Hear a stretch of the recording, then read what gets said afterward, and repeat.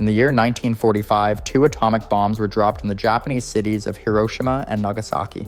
In a matter of seconds, both cities were destroyed. After that moment, the fear of nuclear war became real for the entire world. By the early 1950s, that fear had turned into preparation. The United States and the Soviet Union entered the Cold War, and both sides started to prepare for the possibility of full nuclear conflict. They began building bunkers, underground structures hidden from view, designed to survive nuclear blasts, radiation, and collapse. These were not small fallout shelters for families. These were massive government and military bunkers, some of them the size of small cities. In the United States, the government started planning secret bunkers in remote mountain ranges, under government buildings, and in undisclosed rural locations. One of the first and most famous was the Cheyenne Mountain Complex in Colorado. Construction began in the year 1961. It was built 2,000 feet inside a granite mountain. Inside the complex were blast doors weighing more than 25 tons, underground water reservoirs, diesel generators, and buildings mounted on shock-absorbing springs to survive ground movement. It was designed to protect NORAD, the North American Aerospace Defense Command, during a nuclear war. Another key U.S. site was Raven Rock Mountain Complex, also known as Site R, located in Pennsylvania near the Maryland border. It was built as an alternate Pentagon and included command centers, sleeping quarters, communication hubs, and its own power plant. If Washington, D.C. was hit, military and government leaders could continue operations from there. Mount Weather Emergency Operations Center in Virginia served a different purpose. It was built as a civilian command bunker where top government officials, including the president, could be taken in the event of a nuclear strike. It had its own police force, cafeteria, medical center, and living space for hundreds of people. By the late 1960s, Mount Weather was fully operational and kept under strict secrecy for decades. During the same period, the Soviet Union began building its own network of bunkers. Unlike the United States, many of their most important facilities were placed beneath major cities. In Moscow, several bunkers were constructed beneath government buildings, subway stations, and military zones. One of the most secretive Soviet sites was the Kosvinsky Kamen facility in the Ural Mountains. It was buried deep underground and protected by thick layers of rock and reinforced concrete. It was designed to serve as the main nuclear command center if other locations were destroyed. These Cold War bunkers were not just about surviving an attack. They were about keeping governments running after everything else had collapsed. They were hidden from the public, kept off maps, and protected by layers of armed security and secrecy. By the end of the 1970s, both the United States and the Soviet Union had created a hidden world underground, one that most people would never see or know existed. In the next part, we'll look at how other countries like the United Kingdom, Switzerland, China, and others began building their own hidden bunkers, each with its own strategy and design based on how they thought nuclear war would unfold. After the United States and the Soviet Union built their first generation of nuclear bunkers, other countries began creating their own hidden facilities. Some were small and local, others were vast, heavily fortified, and meant to shelter national leaders and military commanders in the event of a nuclear attack. In the United Kingdom, nuclear bunker construction began during the early years of the Cold War. One of the largest and most important sites was the Central Government War Headquarters, located underground in Corsham, Wiltshire. Built in the late 1950s, it covered over 35 acres and could support more than 4,000 people. It included its own water supply, power station, kitchens, dormitories, hospital, and even a BBC studio for emergency broadcasts. The site was connected by miles of underground roads and was kept secret until the early 2000s. It was designed to protect the core of the British government if London or other cities were destroyed.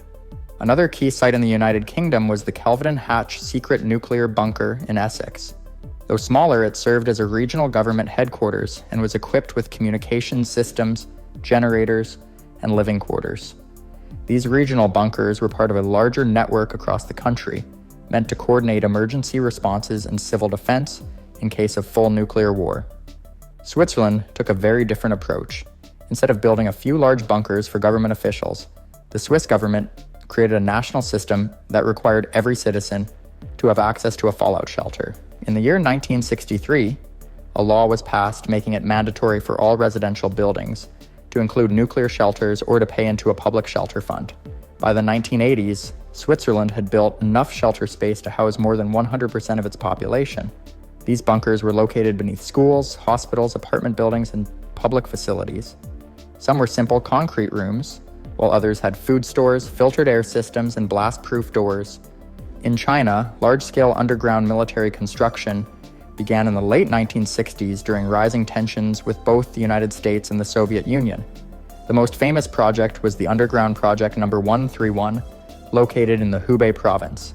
It was started in the year 1969 and remained secret for decades. It was intended to serve as a command and control bunker for Chinese leaders during a nuclear conflict. The site included hundreds of tunnels, warehouses, and protective chambers. Although the project was never fully completed, it remains one of the largest known Cold War bunkers in Asia. Sweden also built an extensive network of nuclear shelters during the Cold War. These included both public shelters and high-security bunkers.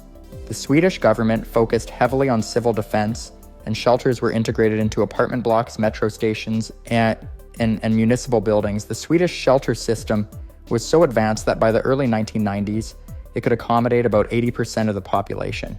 Norway constructed its own bunkers as part of NATO's northern defenses. The country's rugged terrain and underground rock formations made it ideal for hidden military bases and emergency shelters. While many details remain classified, Norway's bunkers were known to include fuel reserves, military headquarters, and communication stations designed to continue functioning after a nuclear blast. In Eastern Europe, countries like East Germany, Poland, and Czechoslovakia also built bunkers, most of them modeled after Soviet designs. These bunkers were often placed in forested areas or under hills, where natural cover made them harder to detect from satellites or aircraft. By the end of the Cold War, dozens of countries had invested in nuclear bunkers. Some were national survival centers built to house top officials. Others were community shelters built to protect civilians, but almost all of them shared the same goal: to outlast the fallout and prepare for what would come after. Next, we'll go inside the bunkers themselves, looking at how they were designed, what daily life would have been like, and what it meant to be chosen to survive while the surface world burned. The outside world may have been prepared for nuclear disaster, but life inside the bunkers told a very different story. These underground structures were not just made of concrete and steel, they were built with a specific purpose: to keep people alive for days, weeks, or even months after a nuclear strike. And survival inside them was planned down to the smallest detail. Every major bunker had to be self-sufficient. That meant clean air, drinkable water, electricity, food supplies, and medical care all had to be available underground. In some bunkers, especially those designed for long-term survival, engineers built special air filtration systems that could remove radioactive particles, chemical agents, and biological toxins. These systems used layers of filters, scrubbers, and sealed vents that could operate without opening to the outside for extended periods. Water storage was another priority. In most bunkers, large underground reservoirs were filled with filtered or treated water. Some facilities, like those in the United States and the United Kingdom, included water purification rooms where contaminated water could be made safe for drinking. Backup systems such as hand pumps and pressure tanks were added in case of power failure. Food supplies varied depending on the size and purpose of the bunker. Government and military bunkers typically stocked large quantities of non-perishable rations, canned goods, dried meals, and vacuum-sealed food that could last for several years. Some Swiss shelters were even equipped with food ovens, baking stations, and ration dispensers, reflecting their plan to shelter entire communities. Electricity was produced using diesel generators. In case outside power was lost, these generators could power lights, radios, ventilation systems, and security equipment. Fuel tanks were kept sealed and hidden deep underground, and crews were trained to maintain the systems in total isolation. Daily life inside these facilities was strictly controlled. Military bunkers followed a command structure with schedules for sleeping, eating, maintenance, and communication. In the Cheyenne Mountain Complex, for example, workers slept in shifts with beds rotated between users to save space. Every task was timed and documented, and drills were practiced regularly in case of outside attack or internal emergency. Bunkers built for government use included offices, conference rooms, and secured communication lines to maintain control during and after a nuclear war. Some bunkers even had war rooms filled with maps, screens, and red telephones to keep in contact with surviving leaders or launch retaliatory strikes if needed. But not everything underground was purely functional. To keep morale from collapsing, certain bunkers included small comforts, radios played recorded music, bulletin boards posted news updates, and some even had lounges or gyms. In Mount Weather, survivors were expected to stay busy by writing reports, updating records, or supporting broadcasts that would be sent to the outside world. Psychological survival was just as important as physical safety. Experts knew that staying underground for weeks, possibly surrounded by destruction above, would create stress, paranoia, and depression. To deal with this, larger bunkers brought in psychologists, chaplains, and morale officers. However, most people selected to go underground were trained professionals, military officers, doctors, engineers, and government officials who had been prepared in advance for that exact situation. Not everyone in the bunker knew what was happening outside. In fact, secrecy was often part of the strategy. Bunkers were locked down, and many had no access to news or unfiltered outside information. This isolation was meant to protect operational focus, but also created confusion and fear. In most countries, the general public had no idea these bunkers even existed. While leaders and key personnel were assigned spaces, the rest of the population was left out of the plan. Those chosen to survive were selected by job title, security clearance, or social rank, not by lottery or public registration. In the next and final part, we'll look at what happened after the Cold War ended, how some of these bunkers were abandoned, others upgraded, and what new threats have replaced the old fear of global nuclear war. When the Cold War ended in the early 1990s, many believed the threat of nuclear war had faded. Some countries began to decommission or repurpose their nuclear bunkers. Others, however, quietly kept building and upgrading them. In the decades since, the idea of global nuclear conflict has not disappeared, it has only changed. Today, the list of nuclear-armed nations has grown. Countries like India, Pakistan, and North Korea have developed their own nuclear programs. Tensions between old rivals like the United States and Russia have never fully gone away, and new threats, such as rogue states or terrorist groups, have created new reasons to prepare for disaster. In response, bunker construction has continued, but with a different focus. Some governments have shifted from the massive military installations to smaller, more flexible survival shelters. These include underground data centers, hardened command facilities, and mobile launch bunkers. In Norway, the Svalbard Global Seed Vault, completed in the year 2008, is buried deep in a mountain and designed to survive both natural and man-made disasters. While not a military bunker, it reflects modern thinking about long-term survival, protecting essential resources for future generations. In China, satellite imagery has revealed the continued expansion of underground facilities in the Western Mountains.